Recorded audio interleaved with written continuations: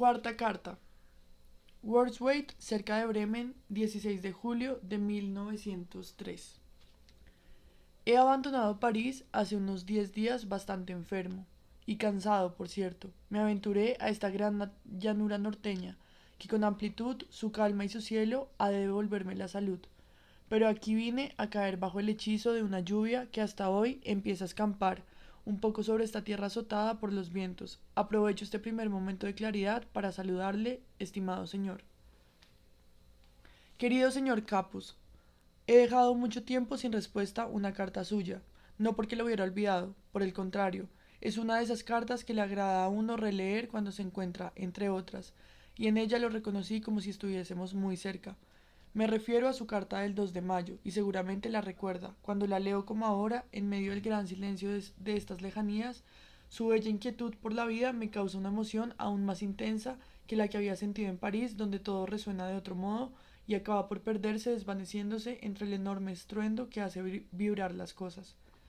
Aquí, donde un inmenso país me rodea y sobre el cual pasan los vientos que vienen de los mares, siento que nadie puede contestarle estas inquietudes y esos sentimientos, que por sí mismos y en sus profundidades tienen vida propia. Pues aún los mejores yerran con sus palabras, cuando éstas han de expresar algo en extremo sutil y casi inefable. Creo, sin embargo, que usted no quedará sin solución si fija su atención sobre objetos que se parezcan a estos que les brindan la frescura a mis ojos. Si se atiene a la naturaleza, a lo que hay de sencillo en ella, a lo pequeño que apenas se ve y que tan improvisadamente puede llegar a ser grande y estar por encima de cualquier medida. Si siente este cariño hacia las cosas ínfimas y con toda sencillez, como quien presta un servicio, trata de ganar la confianza de lo que parece pobre, entonces todo se tornará más fácil, más coherente y de algún modo más conciliador para sí. Quizás no sea en el ámbito de su intelecto, que se retrasa asombrosamente, pero sí en lo más profundo de su conciencia, su vigilia y su percepción. Es muy joven, así que antes de cualquier comienzo quisiera rogarle tanto como puedo, querido señor, que tenga paciencia frente a todo cuanto en su corazón no esté todavía resuelto, y procure encarrillarse con las preguntas mismas, como si fueran habitaciones cerradas o libros escritos en una lengua muy extraña. Ahora, no busque las respuestas que no le pueden ser dadas, porque usted no sabría vivirlas. Y se trata precisamente de vivirlo todo. Viva sus preguntas ahora, tal vez sin advertirlo siquiera. Llegue a internarse poco a poco en la respuesta anhelada y en el algún día lejano se encuentre con que también la esté viviendo. Quizás lleva en sí la facultad de crear y de plasmar, que es un modo de vivir privilegiadamente, feliz y puro. Edúquese a sí mismo para esto, pero acoja cuanto venga luego, con suma confianza. Y siempre que ello proceda de su propia voluntad o de algún hondo menester, écheselo a cuestas sin renegar de nada. El sexo es difícil, sí, es una de nuestras cargas difíciles. Casi todo lo que es serio es difícil y todo es serio. Si reconoce esto por sí mismo conforme a su peculiar forma de ser y a sus aptitudes a merced de su infancia, a su experiencia y a sus propias fuerzas para conseguir y mantener una relación con el sexo del todo propia y personal, libre de las influencias de los convencionalismos y las costumbres, ya no necesitará temerle a perderse a sí mismo de su más preciado bien. El placer físico es una experiencia sensual, para nada diferente de la visión pura o la mera sensación con la que la delicada fruta llena la lengua. Es una gran experiencia infinita que nos es regalada, un conocer del mundo, de la plenitud y la gloria de todo saber. No es que nuestra aceptación de esto sea malo, lo malo es que la mayoría de la gente abusa y malgasta esta experiencia y la aplica como un estimulante en los momentos de mayor lasitud y como distracción, en vez de vivirla con recogimiento para alcanzar instantes sublimes. También del comer, por cierto, han hecho los hombres otra cosa. Por un lado, la miseria, por otro, la opulencia excesiva, han empañado la nitidez de este menester, y de modo parecido se enturbiaron también las profundas y sencillas necesidades, en virtud de las cuales la vida se renueva. Pero el individuo para sí mismo puede tratar de devolverle su pureza y vivirlas con límpida sencillez. Si esto no está al alcance de cualquier individuo, porque cada cual depende demasiado de otros, sí está al alcance del hombre solitario. Este puede recordar que tanto en las plantas como en los animales Toda belleza es una callada y persistente forma de amor y de anhelo. Puede también ver a los animales como ve a las plantas, uniéndose, multiplicándose y creciendo, no por ningún placer ni por ningún sufrimiento físico, sino doblegándose ante necesidades más grandes que el goce y el dolor, y más poderosas que toda voluntad y que toda resistencia. Oh, si el hombre pudiese acoger con ánimo más humilde y llevar con mayor seriedad este misterio, del que llena la tierra hasta en sus cosas más pequeñas, y lo soportara, siendo cuán terrible y agobiante su peso, en vez de tomarlo a la ligera, y se inclinara con profunda veneración ante su propia fecundidad, que es una sola, tanto si parece espiritual como material, puesto que también el crear del espíritu emana del mundo físico. Es de su misma esencia y es una reproducción más sutil, más arrobadora y más perenne del goce carnal. La idea de ser creador, de engendrar, de hacer, es nada sin su continua y gran confirmación y realización en el mundo. Es nada sin el ascenso que da mil modos repetidos, proviene de los animales y de las cosas, y su disfrute resulta indeciblemente bello y rico, solo porque está colmado de recuerdos heredados del procrear y de los periodos fértiles de millones. Es un pensamiento creativo, reviven miles de noches de amor olvidadas, llenándolos de nobleza y celsitud, y aquellos que en las noches se juntan, entrelazados y voluptuosamente mecidos en su amor, llevan a cabo un trabajo serio y atesoran dulzuras, hondura y fuerza para el canto de algún poeta venidero que un día se levantará para hablar de innombrables euforias. Llaman con ello al porvenir, y aun cuando yerran y le acogen estando ciegos, el porvenir igual llega. Surge un nuevo ser, y en el ámbito del acaso, que ahí parece haberse consumado, despierta la ley en virtud de la cual un germen de vida vigoroso y resistente irrumpe con ímpetu, haciéndose paso hacia la célula huevo que sale abierta a su encuentro. No se deje engañar por lo que aparezca en la superficie. En las profundidades es donde todo se vuelve ley, y aquellos que vivan falsa y torpemente ese misterio, que son muchos, solo para sí mismos lo pierden y aún así lo retransmiten como una carta sellada sin llegar a conocerla. Tampoco debe desconcertarse frente a la multiplicidad de los nombres ni frente a la complejidad de las cosas. Quizás haya por encima de todo una gran maternidad como anhelo común, la hermosura de la Virgen, un ser que, como usted lo define con tan bellas palabras, aún no ha logrado nada de sí, es maternidad que se presiente a sí misma y se prepara ansiosa y anhelante. La belleza de la madre es maternidad empeñada en su servidumbre, y en la mujer anciana perdura una gran remembranza. También en el hombre hay maternidad, creo yo, física y espiritual, pues su modo de procrear es asimismo una especie de parto, y parir es crear por impulso de una íntima plenitud. ¿Acaso hay entre los sexos un mayor grado de parentescos y afinidad que el que se supone comúnmente? Y la gran renovación del mundo consistirá, quizás, en que el hombre y la mujer, una vez libres de todo falso sentir y de todo hastío, ya no se buscarán mutuamente como seres opuestos y contrarios, sino como hermanos y allegados, uniéndose como seres humanos para juntos, con seriedad, sencillez y paciencia, sobrellevar el arduo sexo que les ha sido impuesto. Pero todo cuanto tal vez algún día llegue a ser asequible para muchos, lo pueda prestar ya desde ahora el hombre solitario, edificándolo con sus manos que yerran menos. Por eso, estimado señor, ame su soledad y soporte el sufrimiento que le causa, profiriendo su queja con acentos armoniosos. Si, como dice, siente que están lejos de usted los seres más allegados, y es la señal de que ya comienza a ensancharse el ámbito en derredor suyo, y cuando lo cercan está tan lejos, es que la amplitud de su vida ha crecido mucho y ya alcanza las estrellas. Alégrese de su propio crecimiento, en el cual, por cierto, a nadie puede llevarse consigo, y sea bueno con cuantos queden rezagados, per permaneciendo seguro y tranquilo ante ellos sin atormentarlos con sus dudas ni asombrarlos con su firme confianza en sí mismo o con su alegría que ellos no sabrían comprender. Trate de conseguir algún modo de convivencia simple y leal con ellos, un algo común, que sea sencillo, modesto y sincero, que no vea la necesidad de alterarse, aunque siga transformándose más y más cada día. Ame la vida que en ellos se manifiesta en forma extraña a la suya, y sea indulgente con aquellos que van envejeciendo y temen la soledad en la que usted tanto confía. Evite enconar con nuevos motivos el drama, siempre tenso entre padres e hijos, que en los jóvenes consume muchas fuerzas y en los ancianos corroe ese cariño que es efectivo y reconfortante aunque no comprenda. No les pida consejo ni cuente con su comprensión, pero tenga fe en un amor que le está siendo reservado como una herencia y abrigue la certeza de que en este amor hay una fuerza y también una bendición, de cuyo ambiente no necesita salirse para llegar muy lejos. Está bien que, por lo pronto, esté comenzando una carrera que lo hará independiente y le brindará autonomía completa en todos los sentidos. Aguarde con paciencia hasta poder averiguar si su vida íntima se siente limitada y cohibida por las formas propias de esta profesión. Yo la tengo ya muy difícil y llena de exigencias porque está grabada de muchos y grandes convencionalismos y porque en ella hay apenas cabida para una concepción personal de sus cometidos, pero su soledad, aun en medio de circunstancias extrañas, a su modo de ser, le servirá de sostén y de hogar, y desde ahí podrá descubrir todos sus caminos. Mis mejores deseos están listos para acompañarle y mi confianza está con usted. Suyo, Reiner María Rilke.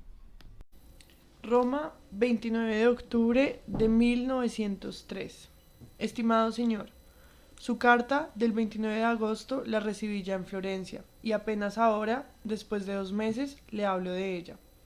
Le ruego me perdone esta demora, pero es que cuando estoy de viaje no me agrada escribir cartas. Para ello necesito algo más que los hábitos imprescindibles, un poco de calma y de soledad, y también alguna hora que no sea demasiado extraña a mi íntimo sentir. Llegamos a Roma hace unas 6 semanas, en época que aún era la Roma desierta, calurosa e infame por sus fiebres. Esta circunstancia, junto con otras dificultades de orden práctico relativos a nuestra instalación, contribuyó a que nuestro desasosiego pareciera no querer acabar nunca, y nos agobiara la estancia en un país extraño, haciéndonos sentir el peso de vivir sin hogar, como en el destierro.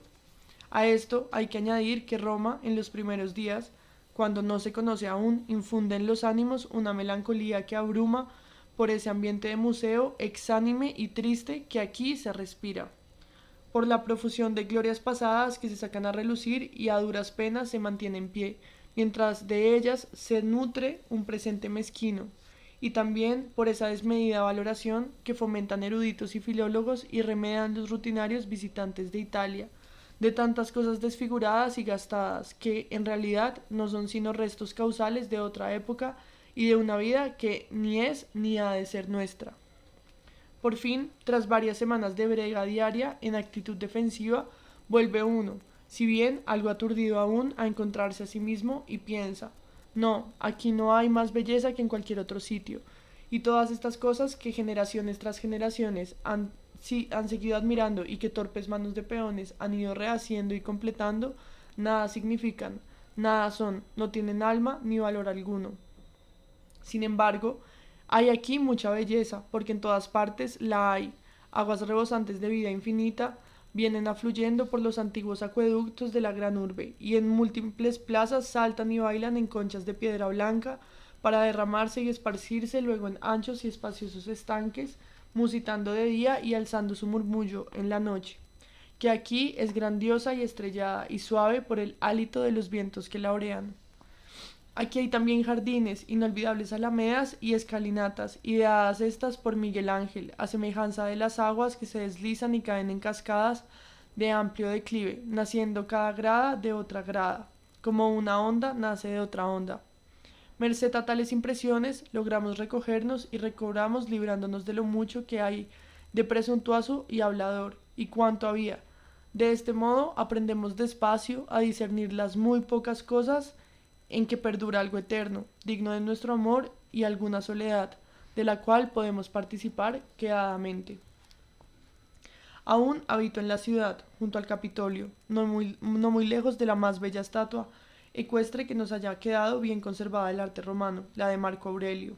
Pero dentro de pocas semanas me alojaré en un cuarto silencioso y sencillo, antigua galería perdida en lo más recóndito de un parque y oculta la ciudad a su bullicio y a sus azares. Ahí permaneceré durante todo el invierno, gozando de esa gran quietud, de la cual espero el regalo de algunas horas buenas y fecundas. Desde allí, donde me será ya más fácil sentirme como en mi propia casa, le escribiré una carta más extensa y en ella volveré aún a hablarle de la suya. Hoy solo he de decirle, y quizás sea un error el no haberlo hecho antes, que no ha llegado aquí el libro anunciado en su carta, en el cual habían de venir insertos algunos trabajos suyos.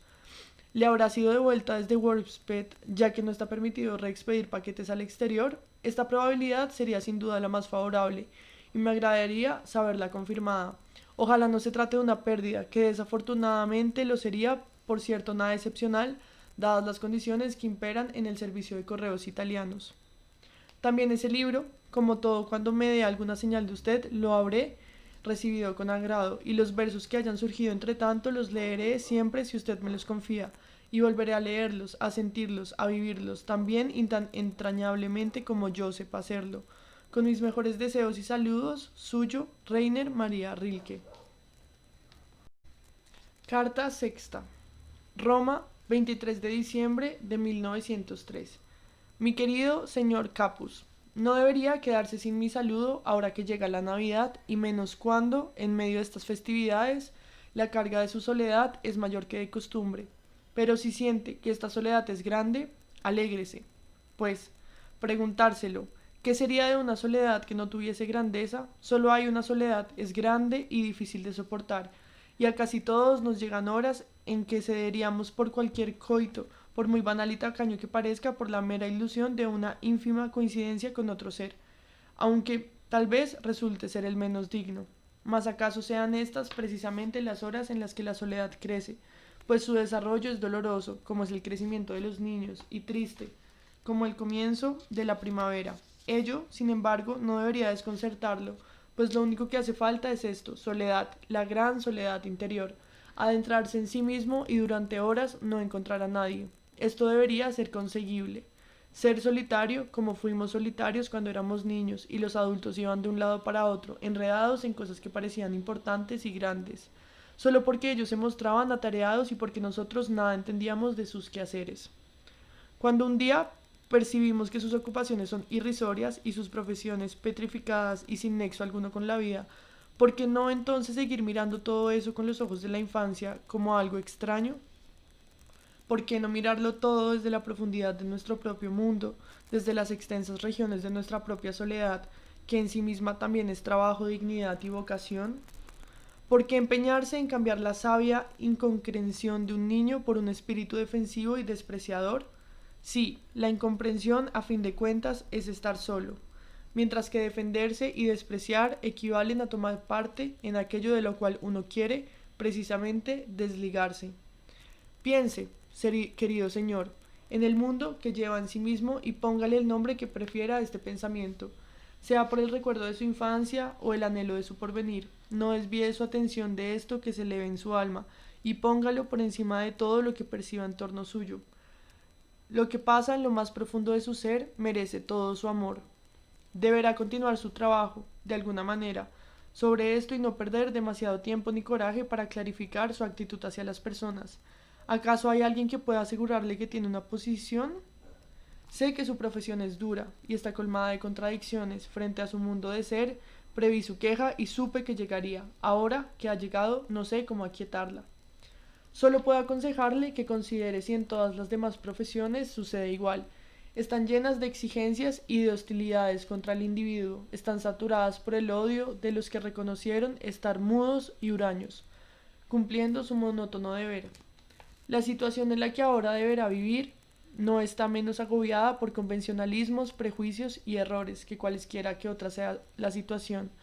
Si bien hay algunos que hacen alarde de tener mayor libertad, todavía no existe el que sea en sí mismo amplio y extenso y que tenga relación con las grandes cosas que tratan sobre el verdadero vivir.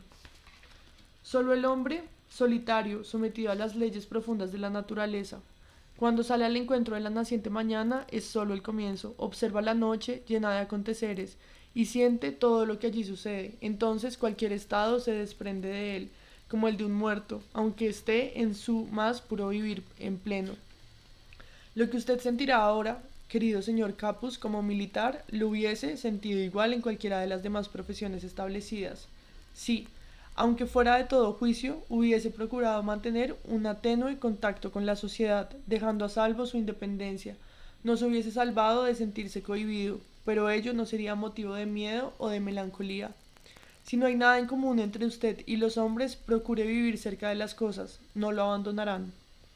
Todavía están las noches y los vientos que van entre los árboles y a través de muchas tierras. Entre las cosas y con los animales todo está todavía lleno de situaciones en las cuales puede participar y los niños siguen siendo de la misma manera que cuando era usted niño, así de tristes y de felices. Cuando piensa en su infancia, vuelve a vivir entre ellos, entre los niños solitarios y los adultos, que son nada y su dignidad no tiene valor. Si lo angustia y lo atormenta pensar en su infancia, en la sencillez y en la quietud que van con ella, porque ya no puede seguir creyendo en Dios, que allí está siempre presente, pregúntese entonces, querido señor Capus, si realmente perdió a Dios o si por el contrario nunca le ha pertenecido. Porque, ¿cuándo habría podido suceder esto? ¿Cree que un niño pueda tenerlo? A él, que los adultos solo soportan con esfuerzo y cuyo peso oprime a los ancianos. ¿Cree que si realmente alguien lo tuviera, podría perderlo, como pasa con cualquier piedrita? ¿O no prefiere acaso pensar que si alguien lo tuviera, solo podría perderse por él? Si sabe, en cambio, que nunca estuvo durante su infancia, ni antes de ella, si sospecha que a Cristo lo engañó su anhelo y a Mahoma lo traicionó su orgullo, si con espanto siente que tampoco ahora está presente, en este mismo instante en el que hablamos de él, ¿cómo justifica que lo extrañe al que nunca fue, como quien ha muerto, y que lo busque como si le hubiera perdido? Porque no piensa que Él es el que viene, inminente en toda la eternidad, el próximo, la fruta final de un árbol del que somos sus ramas. ¿Quién le impide proteger su nacimiento en tiempos que están en proceso de realizarse y vivir usted su vida como un doloroso y hermoso día en la historia de una gran gestación? Porque no percibe como todo lo que pasa continúa siendo un comienzo y pudiera no ser su comienzo, ya que el comienzo es siempre en sí mismo tan hermoso. Si Él es el más perfecto, los demás no pueden estar frente a Él para que así pueda escoger debido a la vaguedad y al desbordamiento. No debe ser Él el último para abarcar todo lo que hay dentro suyo. ¿Y qué significado tendríamos si Él por quien esperamos hubiese sido ya? Así como las abejas aportan la miel, también nosotros, de todos los extremos, lo más dulce y lo creamos a Él, con lo más ínfimo, como lo más insignificante. Creamos un comienzo con trabajo y luego descanso, con un silencio o una pequeña alegría solitaria, con todo lo que hacemos estando solos, sin seguidores ni partícipes. Animamos a este que nunca podremos vivir suficiente como para conocerle, como tampoco podían nuestros antepasados vivir para conocernos. Sin embargo, ellos, que hace tanto partieron, están en nosotros como cargas predispuestas sobre nuestro destino, como el pulsar de la sangre y como el gesto que surge de las profundidades del tiempo. ¿Hay algo que logre arrebatarle la esperanza de estar algún día en él, el más lejano, el supremo? Celebre la Navidad, querido señor Capus, con el fervoroso sentimiento de que él, quizás, necesita precisamente de ese miedo suyo para arrancar. Estos, los días de su transición, son tal vez el momento en que todo en usted está moldeándolo como ya le trabajó sin aliento durante la niñez. Tenga paciencia y no guarde rencor y piense que lo mínimo que podemos hacer es no hacerle su proceso más difícil de lo que la tierra hace con la primavera cuando ésta quiere venir. Esté contento y confiado. Suyo, Rainer María Rilke. Séptima carta. Roma, 14 de mayo de 1904. Mi querido señor Capus, ha pasado mucho tiempo desde que recibí su última carta. No me tenga rencor por ello. Primero el trabajo, luego los contratiempos y por último mis dolencias estuvieron retrayéndome una y otra de responderle que, y este era mi deseo, vendrían días apacibles y buenos. Apenas ahora vuelvo a encontrarme un poco mejor. También aquí sentimos la rabia del comienzo de la primavera con sus malignas y caprichosas variaciones. Para saludarlo y decirle, estimado señor Capus, de todo corazón, esto y aquello sobre su carta también como sé hacerlo. Verá, transcribí su soneto porque me di cuenta de que es bello y sencillo, nacido con esa forma en la que se mueve con tan callado decoro. De todos, uno de los mejores poemas que se me ha permitido leer. Así que esta copia se la entrego porque sé cuán importante y novedosa llega a ser la experiencia de redescubrir lo propio, pero escrito a mano ajena. Lea estos versos como si fueran de otro y sentirá en lo más hondo del alma que tanto le pertenecen. Ha sido un placer leer constantemente su soneto y su carta. Le agradezco ambas cosas. No debería dejarse engañar, estando en su soledad, porque haya en usted algo que ansíe salir de ella. Precisamente, ese mismo deseo lo ayudará, si sabe aprovecharlo con serenidad y dominio, como una herramienta a extender su soledad sobre un amplio campo. La gente, valiéndose de criterios convencionales, tiene todo resuelto, inclinándose siempre hacia lo fácil y hacia lo mucho más fácil de aquello que es fácil. Pero claro, está en nuestro deber aferrarnos a lo difícil. Todo lo viviente se atiende a ello. Todo en la naturaleza crece y lucha a su manera y constituye por sí mismo algo propio, procurando serlo a toda costa y en contra de todo lo que se le oponga. Poco sabemos por qué siempre debamos de atenernos a lo difícil. Es una certeza que nunca abandonaremos. Es bueno ser solitario porque también la soledad resulta difícil y que algo sea difícil debe ser para nosotros un motivo más para hacerlo. Amar también es bueno porque el amor es difícil. Que un ser humano ame a otro es tal vez la más difícil de nuestras tareas, la última, la tarea final y la prueba suprema, el oficio frente al cual todos los demás son solo preparativos. Por este motivo, y siendo principiantes en todo, los jóvenes aún no saben amar, tienen que aprender a hacerlo con todo su ser, con todas sus fuerzas reunidas en torno a su corazón solitario y angustiado, que palpita alborotadamente, deben aprender a amar. Pero el tiempo de aprendizaje es siempre largo y solitario. Luego, amar por mucho tiempo y hasta muy entrado en la vida es soledad, intensificado y profundo aislamiento para quien ama. Amar no es, en un principio, nada que pueda significar fundirse con otro ser, ni rendirse, ni unirse a otro. Porque, ¿qué sería la unión entre seres inacabados, no aclarados y todavía subordinados?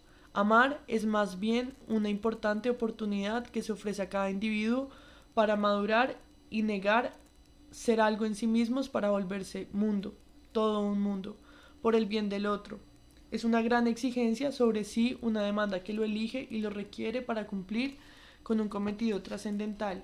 Solo en este sentido, como deber y tarea para forjarse a sí mismo, puedan los jóvenes valerse del amor que les es dado, ni fundirse, ni rendirse, ni cualquier otra forma de unión que todavía deben guardar y reunir por un largo periodo de tiempo. Es para ellos la meta final. Es tal vez aquello por lo cual escasamente resultan suficientes las vidas humanas.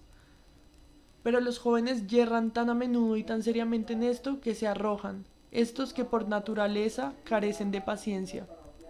Los unos sobre los otros, cuando el amor se apodera de ellos, se prodigan como son, con todo su desaliño, su desorden y su confusión.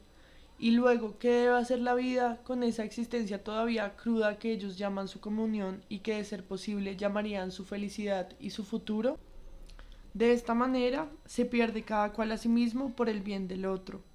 Pierde al otro y a muchos más también que de igual forma querían llegar.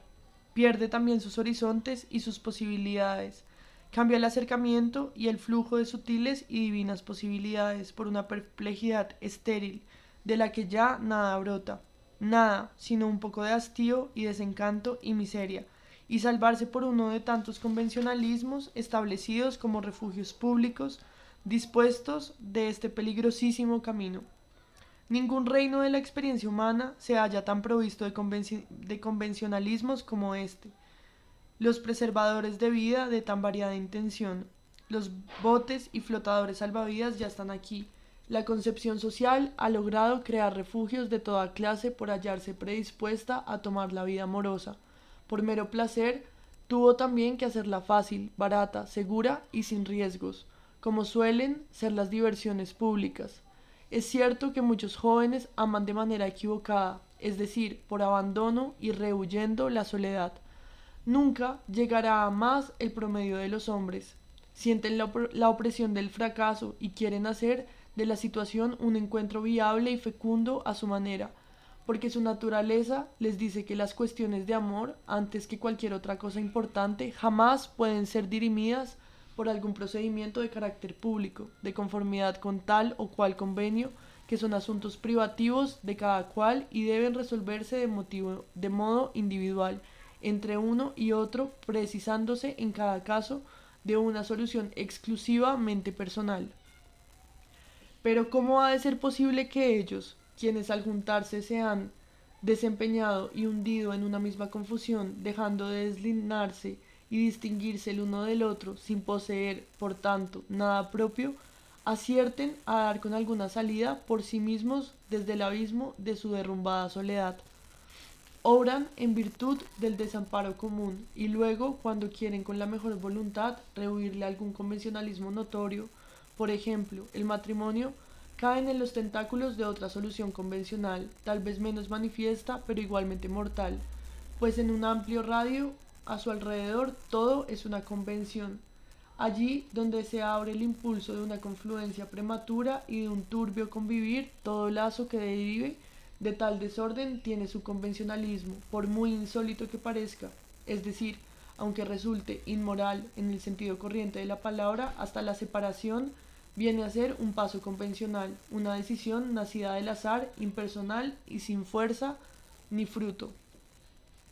Cualquiera que observa seriamente esto descubre que ni para la muerte, que es cosa difícil, ni para el audio cometido del amor se ha hallado explicación, ni solución, ni señal, ni camino, que para estas dos tareas que cargamos envueltas y que entregamos a otros sin descubrirlas no se podrá descubrir ninguna regla general basada en algún convenio. Pero en la misma medida en que como individuos evaluamos la vida, deberíamos ver las cosas desde un lugar más próximo. Las exigencias que la difícil tarea del amor le presenta a nuestro desarrollo son de inmensa magnitud, y como somos principiantes, no estamos a su altura.